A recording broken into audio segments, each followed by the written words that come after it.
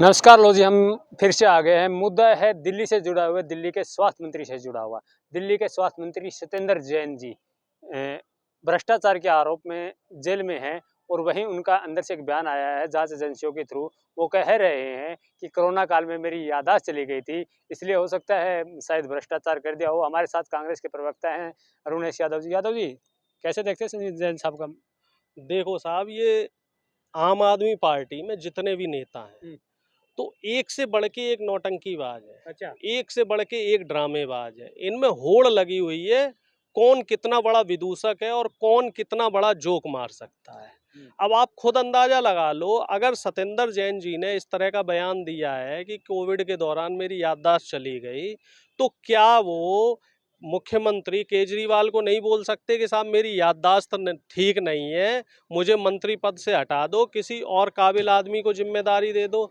दिल्ली जो देश की राजधानी है और यहाँ के जितने भी राज्य सरकार के अस्पताल हैं, इनमें इतना जिम्मेदारी रहती है और इतना वर्कलोड है दिल्ली में स्वास्थ्य विभाग का, और ऐसे व्यक्ति को आपने स्वास्थ्य विभाग दे दिया है जिसकी याददाश्त का हिसाब किताब नहीं है। अब इसमें बताओ, भाई जोक वाली बात हो गई है। पता चला कि साहब डेथ सर्टिफिकेट आपको आपने बर्थ सर्टिफिकेट बना दिया, बर्थ सर्टिफिकेट को डेथ सर्टिफिकेट बना दिया, तो ये तो कुछ भी कर सकते हैं। यही हाल इस समय बीजेपी के नेताओं का है।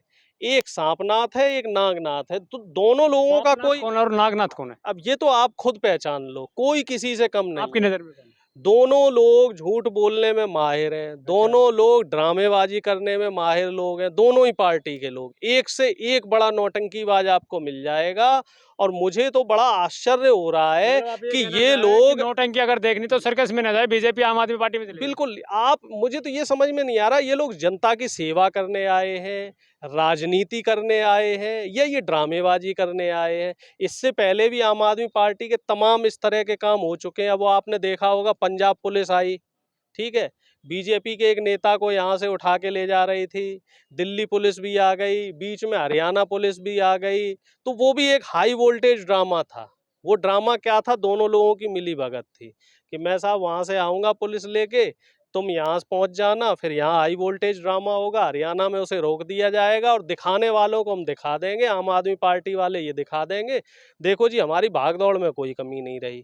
इधर से बीजेपी वाले भी कह देंगे देखो जी हमने उसे बचा लिया, हमने उसको बग्गा को केजरीवाल साहब कहते थे भ्रष्टाचार मिटाएंगे, दिल्ली को खुशहाल बनाएंगे, लेकिन वो अपने ही भ्रष्टाचारी मंत्री सत्येंद्र जैन पे चुप है, खामोश है। आखिर क्यों? केजरीवाल जी तो जन लोकपाल को लेके आए थे। केजरीवाल ने जनता को ऐसी ऐसी स्कीमें दिखाई कि आम आदमी ये करेगा वो करेगा, और केजरीवाल जी इस समय इस देश के सबसे खास आदमी बने हुए बैठे हैं। कहने को वो आम आदमी है, लेकिन इतने खास बने बैठे हैं। उनके नेताओं के आप देख लो, उनके मंत्रियों का आप देख लो, उनके विधायकों का आप देख लो, उनके छोटे छोटे कार्यकर्ताओं का देख लो। इतनी संपत्ति इन लोगों ने जुटा ली है कि अगर सबके ऊपर ईमानदारी से इनकम टैक्स के छापे डाले जाएं तो 100 50 करोड़ की प्रॉपर्टी सबके पास मिलेगी। अच्छा। ऐसे ऐसे नेता हैं जो 2014 से पहले जो स्कूटर पे चलते थे, इस समय उनके पास 4 5 5 लग्जरी गाड़ियां हैं, बड़ी बड़ी उनके पास कोठियां हैं और तगड़ा बैंक बैलेंस है। ऐसे नेता और एक दो नहीं है, गिनती में कम से कम 100 का आंकड़ा पार हो जाएगा। तो जो ये चुनिंदा के नाम बता सकते हैं? जो ये केस, देखिए ऐसा है, व्यक्तिगत आक्षेप लगाना ठीक नहीं, ठीक है ना। वो तो चीजें जब जांच होगी, तो जैसे सत्येंद्र जी जैन जी का निकल के आ रहा है, ऐसे कोई और जैन जी शर्मा जी तमाम लोग इनमें हैं, वो निकल के आ जाएंगे।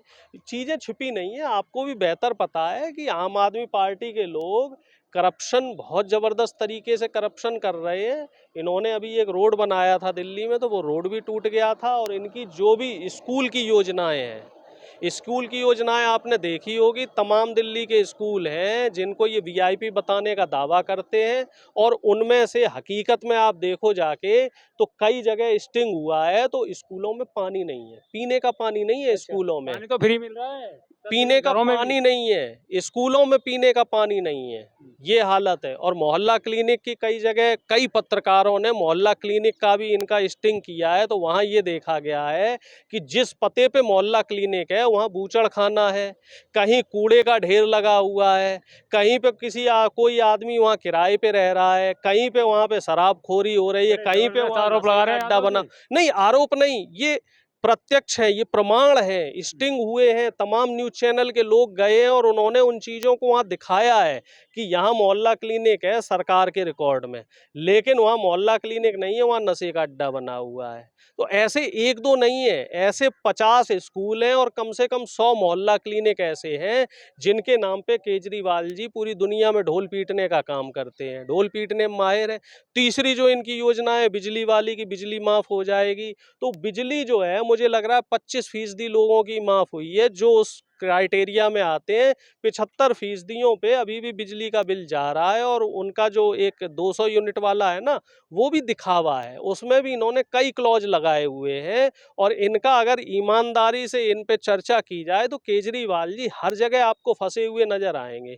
नौकरियों की बात की जाए तो कॉन्ट्रैक्ट पे जो टीचर है उनको ये कभी भी निकाल देते हैं, कभी भी रख लेते हैं। टीचरों की 4-4 महीने ये सैलरी नहीं देते हैं, जो राज्य सरकार के अधीन टीचर है, और नौकरियां ये निकाल नहीं रहे हैं। कर क्या रहे हैं कि साहब एंटरप्रेन्योरशिप योजना के तहत हम स्वरोजगार दे रहे हैं, और स्वरोजगार में ये क्या करवाते हैं, ये अपनी पार्टी का काम करवाते हैं, सर्वे का काम करवाते हैं, अलग अलग राज्यों में उन्हें भेजते हैं और उनसे अपनी पार्टी का सर्वे करवाते हैं और सरकार का पैसा खर्च करवा रहे हैं। तो इनके जो है ना, इनके जो ढोल हैं वो दिखाने के और हैं और बजाने के और हैं। जी मेरा एक सवाल और था, अगर कोई सरकारी कर्मचारी 2 दिन के लिए अगर जेल चला जाता है तो उसको नौकरी से बर्खास्त कर दिया जाता है, लेकिन यहाँ तो बड़े बड़े भ्रष्टाचारी मंत्री हैं जिनको सजाएं हो जाती है, उसके बाद भी मंत्री पद पे बने रहते हैं। और आज तो सत्येंद्र जैन के देखिए, मैं आपको बता रहा हूँ, कांग्रेस के सरकार के समय कलमाणी जी पे भ्रष्टाचार का आरोप लगा, कलमाणी जी को तुरंत बर्खास्त किया गया, ठीक है। और इसके साथ ही तमाम नेता ऐसे रहे, जिस नेता पे भ्रष्टाचार का आरोप लगा, साबित नहीं हुआ, आरोप लगा, उससे इस्तीफा ले लिया गया। लेकिन भारतीय जनता पार्टी की सरकार और आम आदमी की पार्टी की सरकार, इनमें आरोप सिद्ध भी हो जाते हैं और उन पे पद भी बने रहते हैं। तो ये बेशर्मी है। जो मैं आपसे शुरू में कह रहा था ना, ये लोग राजनीति करने नहीं आए, ये लोग ड्रामेबाजी करने आए हैं और अपनी अपनी तिजोरियां भरने आए हैं। राजनीति माना जरूरी थोड़ा ना, तो वैसे भी कर सकते थे। वो फिर अपना, मैं आपसे कह ही रहा हूँ कि ये लोग गलत प्रोफेशन में आ गए हैं। इनको मुंबई जाना चाहिए, चाहे मोदी जी हो, चाहे राजनाथ जी हो, सब लोग। इनको मुझे लगता है किसी अच्छे अस्पताल में जाना चाहिए। अगर वाकई इनकी दिमागी स्थिति ठीक नहीं है तो इनका दिल्ली में किसी अच्छे अस्पताल में इलाज होना चाहिए, और मान लीजिए दिल्ली में नहीं हो पा रहा है तो आगरा में इलाज होना चाहिए अगर है। लेकिन मुझे पूरी उम्मीद है कि ये झूठ बोल रहे हैं, ये अपने आप को सीबीआई और ईडी से बचाने के लिए झूठ बोल रहे हैं कि मेरी याददाश्त चली गई। और जिस आदमी की याददाश्त चली जाती है तो वो कहता थोड़ा ही कि मेरी याददाश्त चली गई है, उसे तो कुछ पता नहीं रहता, उसे तो कुछ पता ही नहीं रहता। यही कह रहे हैं ना कि कोरोना काल में याददाश्त चली गई थी, इसलिए मुझे नहीं पता कि कैसे क्या हुआ, ये हिंदी प्रॉपर्टी कैसे हो गया कि सर के ऊपर एक पत्थर गिर गया बचपन में, याददाश्त चली गई, फिर जब वो बच्चा जवान हो गया फिर उसके ऊपर उसी एंगल से फिर पत्थर गिर गया तो फिर से याददाश्त वापस आ गई।